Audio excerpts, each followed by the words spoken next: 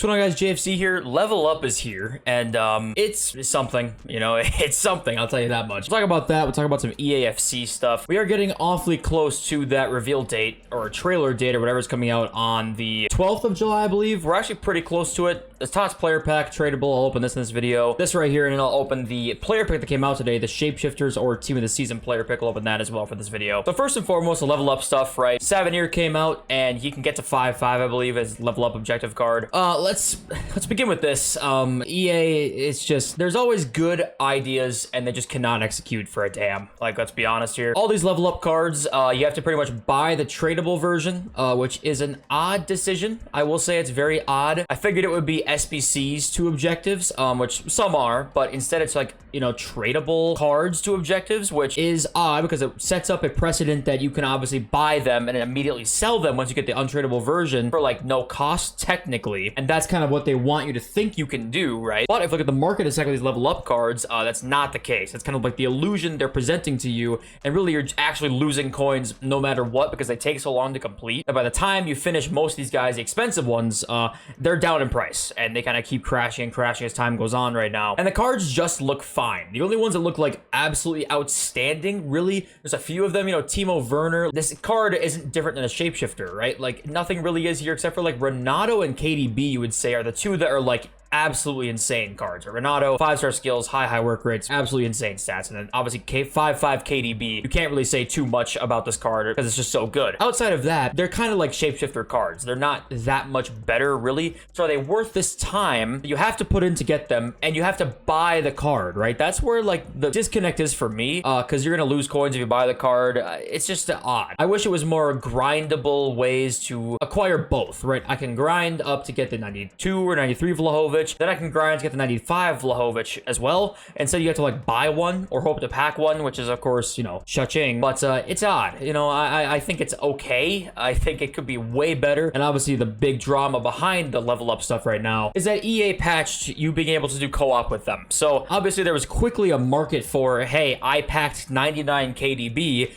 Or 98 KDB. Do you want to pay me some money so you can play co-op with me to get your 99 KDB for free, right? There was some kind of like other market going on, and EA just somehow just didn't have the foresight to see that that would be a thing. And even though it's June and you can do all of their objectives through co-op, they decided to patch this one. Pethez here basically said exactly that. He says speaks volumes. I mean, let's be honest, this is not a surprise. You shouldn't be surprised by this. It's what EA have always done. 4 to 5 weeks of competition for their mistakes that take a benefit from players. Yeah, taking a benefit from players, are saying, and 4 to 5 hours to fix something that actually benefits players. So of course, you know, you can't be too surprised, but it still sucks to see regardless. And they did re-release this silver and bronze SBC that you can get the 11 gold players for. Right here, you can't really see it. The soaring silver upgrade. I'm very glad they released this. Repeatable 10 times a day. Once again, only for the next 11 days. Make this repeatable all year. I don't really get it. It makes the like menu grind somewhat worth it in July. I mean, we're in July, right? Make it easy for us. Except we're getting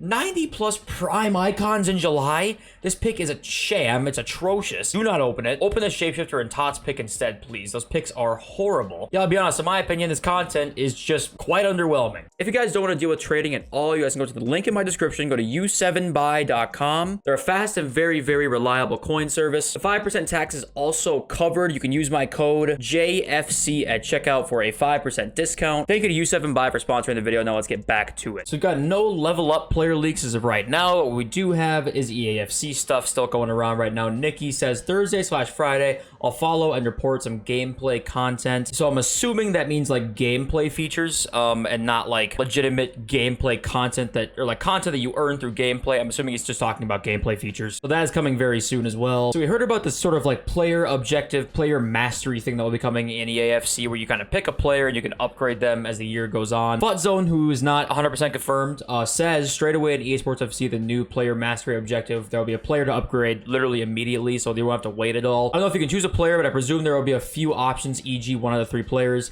Yeah, unfortunately, it's not going to be a pick anybody to upgrade. That would be too good, too cool. So it's going to be like a one of 3 EA ambassadors that are going to be lower level that you can upgrade. It's going to be probably pretty underwhelming, I'll be honest. Hopefully it's not. I'm going to be pessimistic until I see otherwise, to be honest, because I have no faith that they'll give us a feature where you can grind out to get a fantastic card. They rarely do that. You got to spend that hard-earned cash. Now, there was another football game kind of revealed here. Well, the world of Man of the Match explained. Pretty much a game called Man of the Match. Another football game that is on the way. I wanted to talk about this because if you're on Twitter, you're on social media, a lot of these like football games that just kind of come out, you're talking about goals, or I think it's UFL, or it's like Man of the Match kind of deal. These kinds of games, people just shit on it immediately, right? Because it's not going to be as good as FIFA. Like, obviously, year 1, it's almost impossible for it to be as good as FIFA. Everybody that replies basically just says dead game shit. FIFA better, right? It was like that with eFootball as well forever. And eFootball was not as good as FIFA, let's be honest. At least, for the most part. It had its good things, had its bad things. But if you are a person who's not a fan of EA, you can't just shit on all the competition all the time. You have to understand that competition is just good for you. So don't go on to Twitter immediately and just start shitting on eFootball or UFL, sorry, or Man of the Match, whatever. We need competition. It's a good thing. Even if the game is ass. The amount everybody shits on FIFA, you then can't also shit on anything that could possibly be as good as FIFA one day and give it competition. I mean, it makes no sense. In case you guys were wondering, the EA FIFA Direct account has been radio silent for about a week and a half to 2 weeks now, and we still have no update on our 3-player TOTS packs. All right, so these level up cards are kind of they're really odd on the market right now because obviously these cards move like probably nothing that we've really ever seen move before, and almost every card is discard here for the most part, except for a couple. You got Timo Werner, you've got Renato Sanchez, De Bruyne, and Davies, really. I guess Cavani maybe a little bit too, but like these 4 here, Enzo Fernandez too, take the back, Enzo Fernandez too. With all these cards, basically they're just gonna drop and drop and drop. The level up objectives expire in 11 days, so you're looking at not this coming Friday, the Friday after that, which could be Fuddy's Friday. I kind of hope not. I hope it's not a level up team 2 or whatever, honestly, but we'll have to wait and see. We have no rumors on that yet. With 2 of these cards, with De Bruyne and Renato Sanchez, these cards are, I mean, there's a chance that you could have bought De Bruyne at 15 mil and you could have bought Renato Sanchez at 14 mil, and you could have literally lost 6 million coins on Renato Sanchez because you say it took a couple days to do the objective, right? And he's now dropped 6 million coins. Yeah, it's just not worth it to do these 2. It's not worth it. You're gonna basically spend a long time grinding to do it, and then you're probably gonna lose at least 1 million coins on these cards. So if you think the card's worth 1 million coins plus the grind, then sure, but it could be more than that. You could lose, like Renato Sanchez, 4 million coins. And at that point, is that worth it then? I don't know. With guys like, say you want Enzo Fernandez or Timo Werner, I mean, it's difficult to say. My guess is that the later you can do it, the better. I don't really know. It's not really a perfect time. I would wait at least until, I'd say Wednesday Division Rivals Rewards, marquee matchups time maybe. I'd at least wait until then. But there's no, like, as long as you didn't buy within the first few days, that for sure is the worst time. Outside of that, there probably isn't a time I would say is completely horrible. Outside maybe like Friday